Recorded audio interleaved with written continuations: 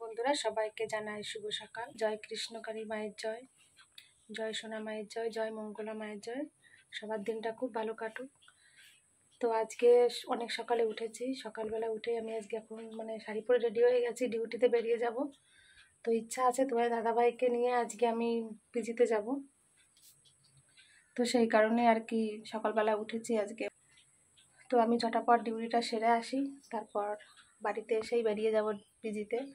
যা হোক আজকে নিয়ে যাব, আজকে আর বাড়িতে বসে থাকবো না। এই অবস্থা আর ফেলে রাখা যাচ্ছে না বাড়িতে।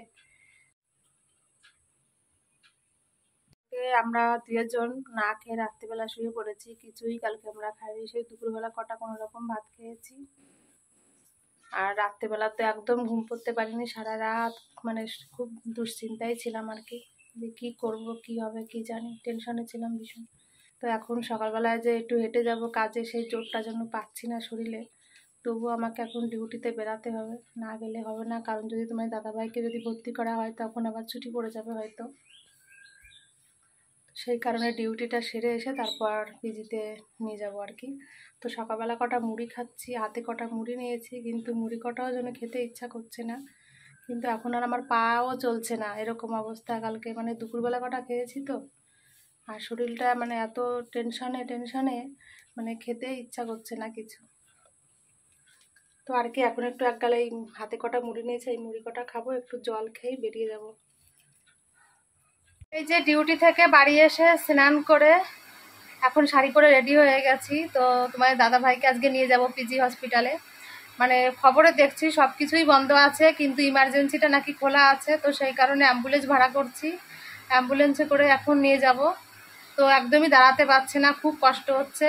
তো আজকে না নিয়ে গেলে একদমই হবে না। তো সেই কারণে আর ওয়েট করছি না, নিয়ে যাচ্ছি। এখন দেখি ঠাকুর আমাদের কি করে, কৃষ্ণকালী মা কি করে, দেখা যাক। তো চলো, আমাদের গাড়ি দাঁড়িয়ে আছে, আমরা এখন বেরাবো।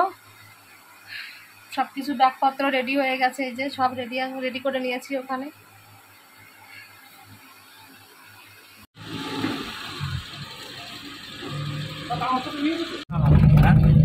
সব হাসপাতালের অবস্থা এত খারাপ, কথাবার্তা বলতে তো। হ্যাঁ,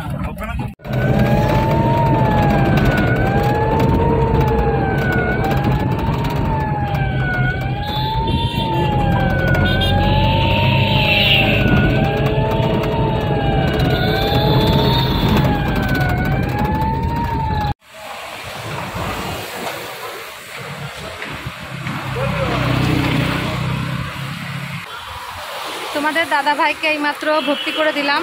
ঠাকুরের কৃষ্ণকালী মায়ের কৃপায়, রাধা গোবিন্দর কৃপায় যাই তোমার দাদা ভাই ভর্তি হয়ে গেছে। পিজিতে ভর্তি করতে পেরেছি, কিন্তু অধিক পরিশ্রম করতে হয়েছে, খুব কান্নাকাটিও করতে হয়েছে সিস্টারের সামনে। তারপর যাই হোক ভর্তিটা নিয়েছে, এখন সেলাইন চলছে। আর ব্লাড ব্যাঙ্কে গেছিলাম, তো ব্লাড ব্যাঙ্ক থেকে বলছে 5টার সময় এসে ব্লাড নিয়ে যেতে। তো সকাল থেকে তো একটা রুটি খেয়েছিলাম, তো এখন যাচ্ছি একটু চা খেতে। আমাদের একটা দাদা আছে, দাদা আর আমি আসছি দুজন। তো দাদা আর আমি এখন চা খেতে যাচ্ছি, একটু বিস্কুট খাবো, এই আর কি, খেয়ে থাকবো। তারপর 5টার সময় ব্লাডটা দিয়ে, ব্লাড ব্যাঙ্ক থেকে ব্লাডটা নিয়ে তোমার দাদাভাইকে দেওয়া হবে ব্লাড আর কি। আর রাত্রেবেলা থাকতে হবে এখানে, ছেলেদের থাকতে হবে, মেয়েদের কোনো অ্যালাউ নেই। এখন মনে হয় আমার ভাসুর সম্ভবত আসবে, এসে থাকবে। তো যাই হোক, প্রচণ্ড খিদে পেয়েছে, এখন একটু চা বিস্কিট খেয়ে নিই, তারপর আবার দেখি কি হয়। এখন এই যে চা খেতে এসেছি এখানে, চা খাবো আর বিস্কিট খাবো। এই খেয়ে আজকে দিনটা এইভাবে কাটাই আর কি। চোখ মুখও এখন ফেলতে পারছি না, খুব কষ্ট হচ্ছে। চা খেয়ে এই যে এখন বসে আছি প্রতীক্ষালয়ে। তো তোমার দাদা ভাইয়ের ব্লাডটা আনতে যাবো 5টার সময়। তো ব্লাডটা নিয়ে আসবো, তারপর হয়তো সন্ধ্যা হবে, বাড়ি যেতে যেতে আমার রাত হয়ে যাবে অনেক। এখানে তো কেউ নেই আর কি, আমার দাদাটা আছে, একটা দাদা আছে, আর আমি আছি দুজন, এই আর কি। তো তোমার দাদা ভাইয়ের কাছে এখন আর যেতে পারছি না, ওখানে তো মেয়েদের অ্যালাউ নেই। তো সেই কারণে প্রতীক্ষালয়ে আর কি বসে আছি। একা একা ভালোও লাগছে না, কেউ নেই পাশে, মনটাও খুব খারাপ লাগছে।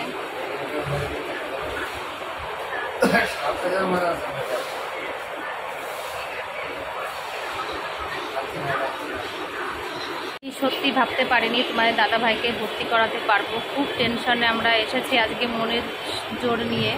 আর কৃষ্ণকালী মাকে আর রাধা গোবিন্দকে অ্যাম্বুলেন্সে করে যখন আসি, সারাটা পথ কাঁদতে কাঁদতে এসেছি যেন তোমাদের দাদাভাই একটু ভর্তি হয়ে যেতে পারে। তো কৃষ্ণকালী মা রাধা গোবিন্দ আমার ডাক শুনেছে, তো তোমাদের দাদাভাই তো যাই হোক ভর্তি হয়ে গেছে। আমি এদিকে একটু শান্তি পেয়েছি, কিন্তু ভালো লাগছে না, খুব টেনশন লাগছে। একা হসপিটালে মানে তো মনটা খুব খারাপ লাগে, কী হবে কি জানি, টেনশন লাগে আর কি। তো এই বসে আছি একা এখানে।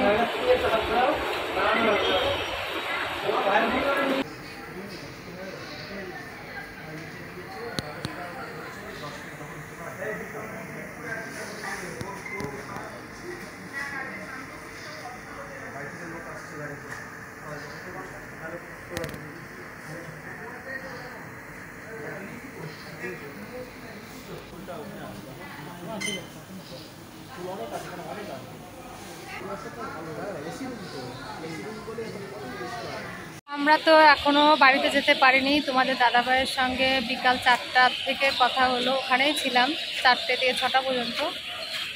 তো যা যা দরকার ছিল সব কিছু দিয়ে এই যে বেরিয়ে আসলাম এখন। তো রাত হয়ে গেছে বাইরে, এখনো বাড়িতে যেতে পারিনি। তো আমার ভাসুর এখনো এসে পৌঁছায়নি, তো সেই কারণেই যেতে পারছি না আর কি। তো সারাদিন মানে এখানে থেকে এখন ক্লান্ত লাগছে, শরীরটা খুব অস্থির লাগছে। আর ভিজা চুল আজকে বেঁধে এসেছি না, পিছনটা খুব মাথা যন্ত্রণা করছে।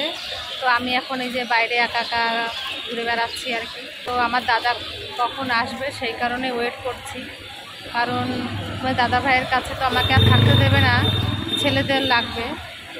তো সেই কারণে দাদা আসলে মোটামুটি আমি বাড়িতে যাব। এখান থেকে ঘুরে বেড়াচ্ছি আর কি।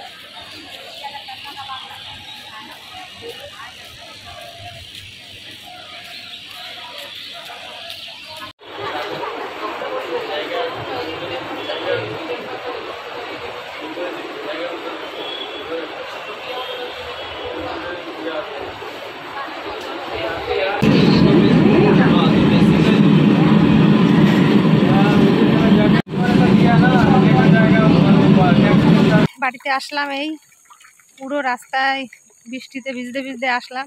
চুরিমা দেখো বসে আছে আমার জন্য, আমি কখন বাড়িতে আসব।